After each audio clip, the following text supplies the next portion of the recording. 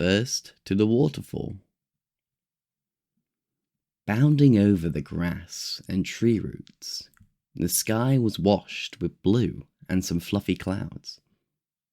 The kids run wild today, running for the waterfall. Never forgetting, never resetting, the smile and wonder they aren't regretting. The muck staining their clothes, they'll just wash. The scrapes they get, they'll just ignore. They don't have time to waste, running for the waterfall.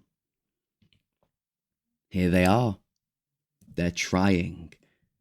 They will reach their goal no matter the cost. They will reach their goal no matter what is lost.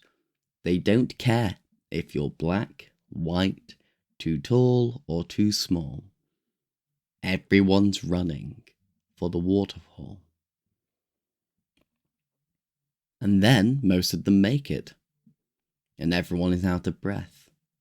And an argument breaks out about who got there first. And everyone who got hurt on the way is now crying.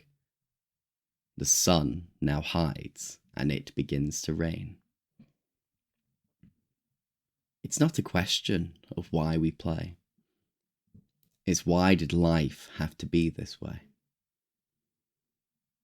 When did growing up go so wrong?